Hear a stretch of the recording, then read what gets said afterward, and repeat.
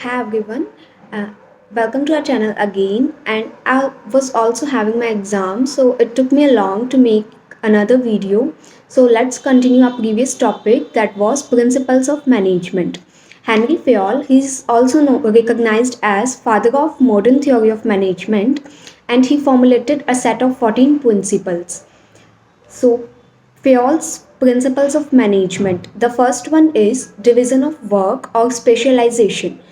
सो Fayol ने एक principal बनाया डिवीज़न ऑफ वर्क। उस प्रिंसिपल के अकॉर्डिंग क्या था कि पहले अपन काम को डिवाइड कर लेंगे, देन जो भी उस काम में स्पेशलिस्ट है उस काम का, उसको वो काम असाइन कर दिया जाएगा।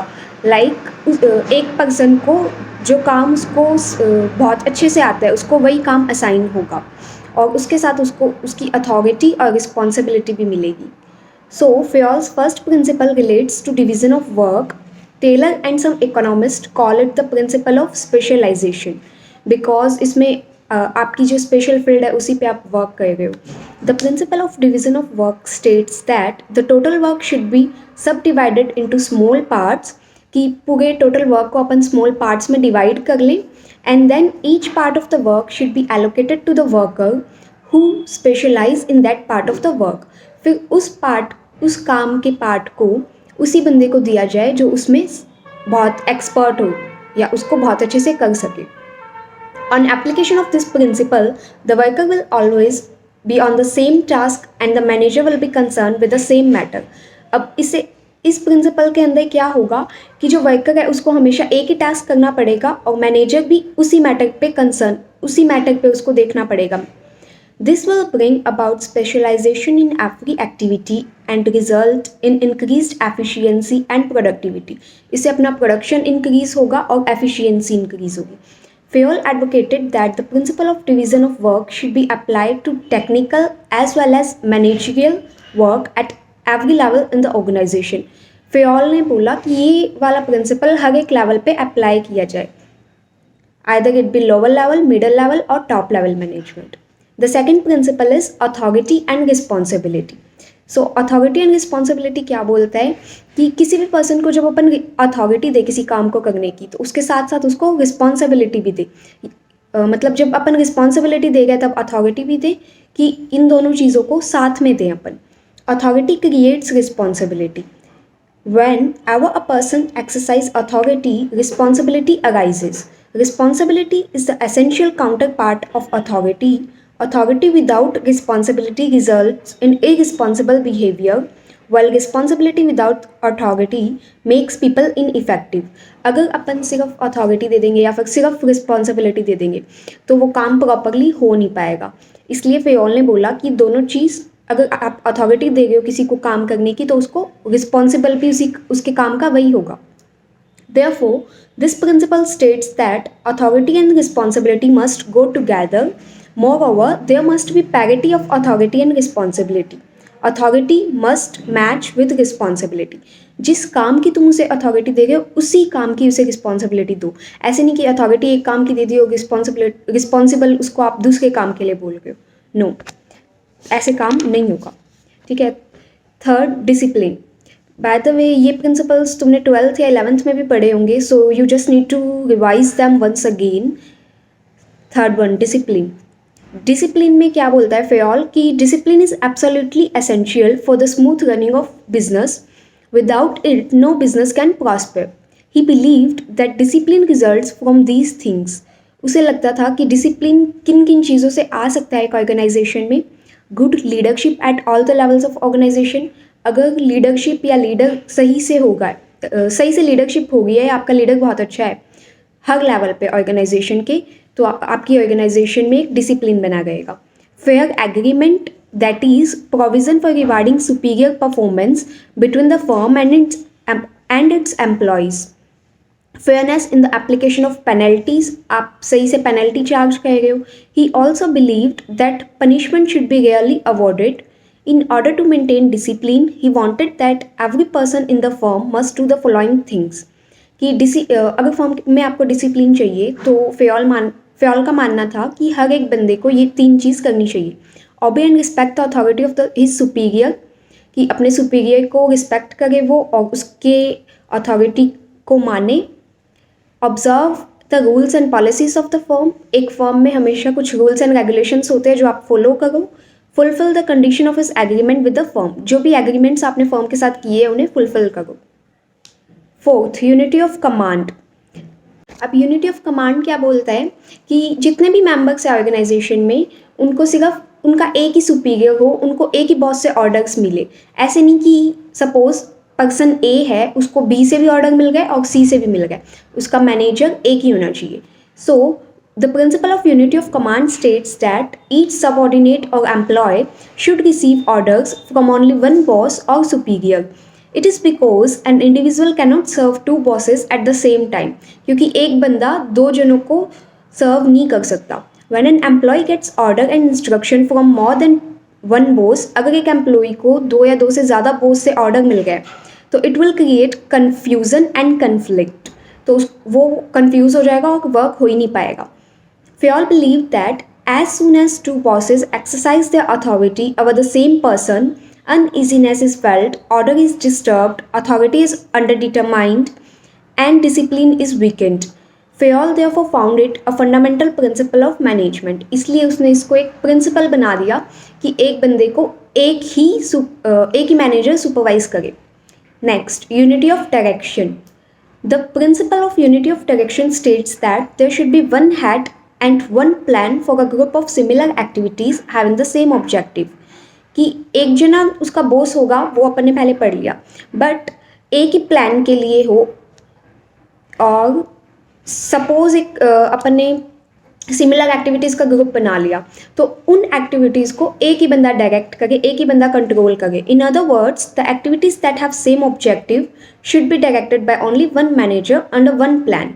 जितनी भी एक्टिविटीज़ सिमिलर है उनको एक ही मैनेजर हैंडल करे और एक ही उनका प्लान हो या ऑब्जेक्टिव हो. It means that similar activities under a particular plan must be directed only by one manager.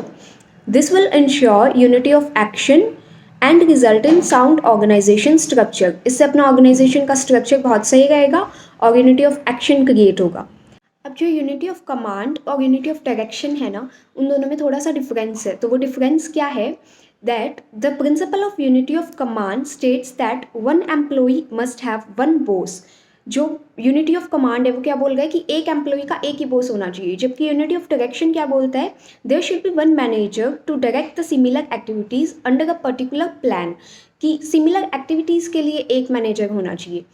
जो second difference, the principle of unity of command relates to the functioning and relations of the people in the organisation. जो unity of command है वो people के relation को या फिर जो functioning है ऑर्गेनाइजेशन की उससे रिलेटेड है. और जो यूनिटी ऑफ डायरेक्शन है that is related to functioning of the organisation as such. Third difference, the principle of unity of command aims at avoiding confusion and conflicts. Third point is जो unity of command है वो aim करता है confusion avoid करने की और ensure discipline, मतलब कि डिसिप्लिन और स्टेबिलिटी की. बट प्रिंसिपल ऑफ जो यूनिटी ऑफ डायरेक्शन है वो एम करता है कोऑर्डिनेशन की और यूनिटी ऑफ एक्शन की. यूनिटी ऑफ कमांड में क्या होता है वो डिपेंड करता है यूनिटी ऑफ डायरेक्शन में, but the former doesn't automatically flow from the latter. Unity of command जो है वो यूनिटी ऑफ डायरेक्शन पे डिपेंड करता है, but unity of direction unity of command पे डिपेंड नहीं करता. Next, sixth principle is subordination of individual interest to general interest. This principle states that the interest of one employee or a group of employees should not prevail over the interest of the organization as a whole. कि जो एक employ का या फिर एक group of employees का interest है वो पूरी ऑर्गेनाइजेशन के इंटरेस्ट पे नहीं प्रिवेल करना चाहिए. In other words, interest of the organisation as a whole must prevail over the individual interest. This requires a harmony of individual interest and common interest. Wherever individual interest and the common interest differ, efforts must be made to reconcile them. This can be accomplished by doing the following: exemplary conduct of the superiors, fair agreement with the employees, and constant vigilance and supervision of the activities in the organization. अब क्या होता है इसके अंदर कि अपन जो individual interest है और जनरल इंटरेस्ट यानी कि जो ऑर्गेनाइजेशन के जो ऑब्जेक्टिव्स है और इंडिविजुअल के ऑब्जेक्टिव्स है उनको मैच करने की कोशिश करते हैं ताकि दोनों के ऑब्जेक्टिव्स कंप्लीट हो सके. इसके लिए अपन क्या करते हैं कि जो सुपीरियर्स है वो अपना एफर्ट्स लगाएंगे, एम्प्लॉयज़ के साथ फेयर एग्रीमेंट करेंगे और कांस्टेंट सुपरविजन एक्टिविटीज़ जो भी होगी उनको सुपरवाइज अच्छे से करेंगे. Next is remuneration. Fayol stressed that the remuneration or compensation for work done should be fair to both employees and the work. Fayol remuneration के प्रिंसिपल में ये बोलता है कि जितना भी वर्क हुआ है उसके बदले में दोनों को, एम्प्लॉयज़ को और फर्म को, एक फेयर रेम्यूनरेशन मिलनी चाहिए. उनकी सैलरी फेयर होनी चाहिए. It should not be more और it should not be less than the work done by the employees. It should neither be low nor high. The mode of payment, day rate, piece rate, profit sharing should depend on the specific circumstances, but it should satisfy both the employees and the employers. कि किसी भी basis पर remuneration दी जाए उनको, but ये firm को भी और उनके एम्प्लॉयज़ को भी, दोनों को सेटिस्फाई करना चाहिए. Next, centralisation. सेंट्रलाइजेशन का मतलब क्या होता है? Decreasing the role of subordinates in decision making is centralisation of authority and increasing their role in it is decentralisation of authority. कि सबऑर्डिनेट्स का रोल अगर अपन कम कर देते हैं, किसी भी डिसीजन, अगर कोई भी डिसीजन वो ले गए और उनका रोल अपन ने कम कर दिया, तो वो क्या होगा कि अपन सेंट्रलाइजेशन करेंगे.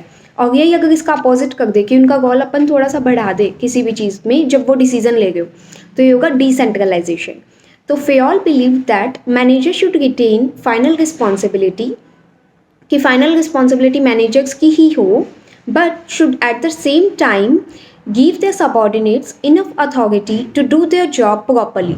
but उसी टाइम वो अपने वर्कर्स को या एम्प्लॉयज़ को या जो उनके नीचे वर्क करेंगे उनको इतनी अथॉरिटी दें कि वो अपना काम प्रॉपरली कर सके.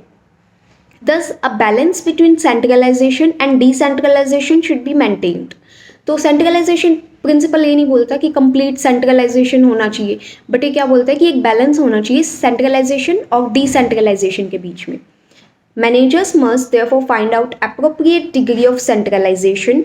However, the appropriate degree of centralization will depend on the circumstance in each case. ये हर एक केस में डिपेंड करता है और चेंज होता रहेगा. स्केलर चेन और hierarchy of authority. Next principle. Scalar chain refers to the unbroken chain or line of authority running from the top management to the lowest management. Scalar chain run करती है top level management से lower level management तक. This is also known as hierarchy of authority. This chain or line of authority should normally be followed for giving orders and receiving reports. ये line of authority कब follow करनी चाहिए? जब अपन किसी को orders दे गए या फिर किसी से ऑर्डर्स या रिपोर्ट्स रिसीव करे गए. इन other words, all communications must be rooted through each authority along this line of authority. मतलब हर एक कम्युनिकेशन इसके थ्रू स्केलर चेन को फॉलो करते हुए ही होनी चाहिए एक ऑर्गेनाइजेशन में. कि अगर लोअर लेवल पे जो भी काम कर रहा है उसको टॉप लेवल से कुछ पूछना है या उसको कुछ सजेस्ट करना है, तो वो पहले मिडिल लेवल के पास जाए, फिर टॉप लेवल मैनेजर को मिडिल लेवल मैनेजर बोलेगा. और सेम अगर टॉप लेवल मैनेजर को लोअर लेवल मैनेजर से कुछ बोलना है तो वो पहले मिडिल लेवल मैनेजर से बात करेगा और फिर middle level manager lower level से बात करेगा. Fayol realized that sometimes it becomes absolutely essential to short circuit the chain of command or to depart from the prescribed route with a view to ensure communication fast and effective. But इससे communication delay होगी और कई बार अपने पास ऐसी emergency आ जाती है कि top level को डायरेक्ट लोअर लेवल से बात करनी हो या फिर इसका अपोजिट हो. तो ऐसे केस में एक गैंग प्लैंक यूज़ किया जाता है. Gang plank is a part of scalar chain. It allows two individuals to deal directly with each other without weakening the chain of command. कि दो जो लोग हैं वो इसमें आपस में बात कर सकते हैं. तो इसकी एक टेबल दी हुई है. Suppose A, B, C are there and there is A on the top and F and G.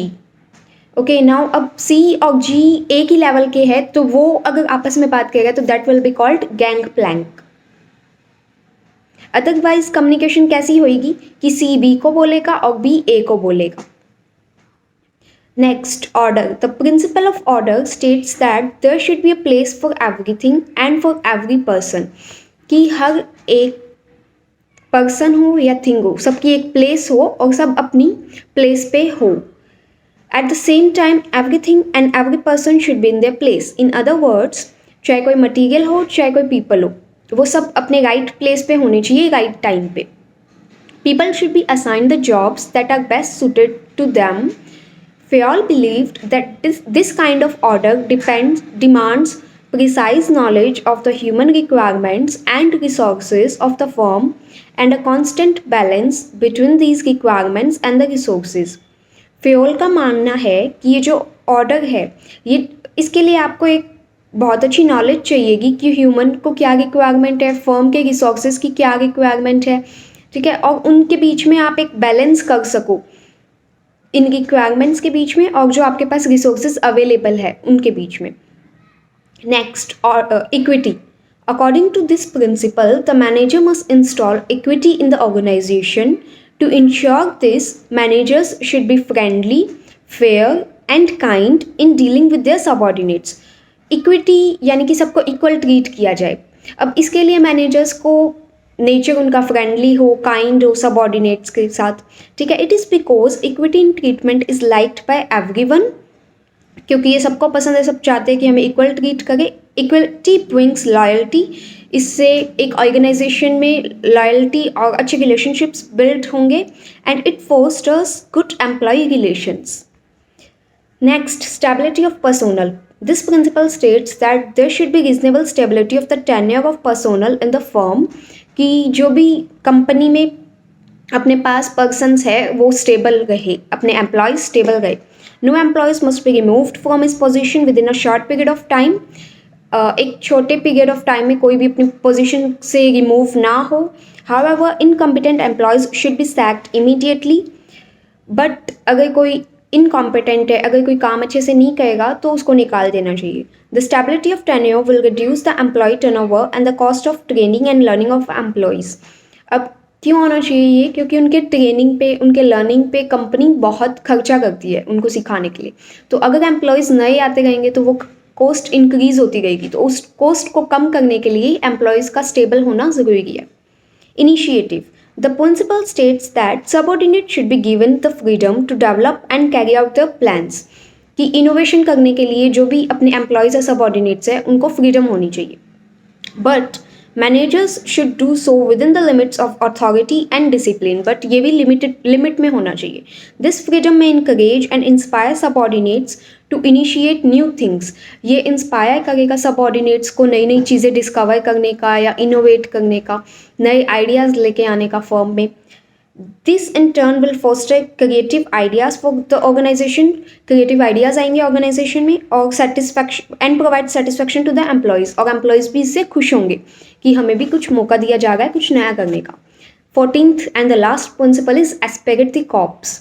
ये प्रिंसिपल क्या बोलता है कि अपन कंपनी के अंदर आई की जगह वी यूज़ करें और एक हार्मनी स्टेब्लिश करें कंपनी में. This principle states that managers should promote esprit de corps और टीम स्पिरिट, एक टीम स्पिरिट बिल्ड करें and a sense of unity among the employees, जिससे कि यूनिटी बनी रहेगी, कोऑर्डिनेशन भी बनेगा. Fayol described the abuses of divide and rule policy and written communication. To develop team spirit, Fayol suggested that managers should not follow the divide and rule policy. He also suggested that verbal communication should be used instead of formal written communication whenever possible. इसने suggest किया कि जहाँ पे भी possible हो ना आप written communication की जगह वर्बल कम्युनिकेशन यूज़ करो. इससे एक अच्छी यूनिटी क्रिएट होगी. इसमें कुछ और भी अदर इम्पॉर्टेंट प्रिंसिपल दिए हुए हैं, जैसे कि principle of objective, principle of planning, principle of span of control, principle of balance, principle of coordination, principle of exception and principle of participation. So your topic ends here. And thank you for watching the video. Please do subscribe and share our video. Bye bye. Take care.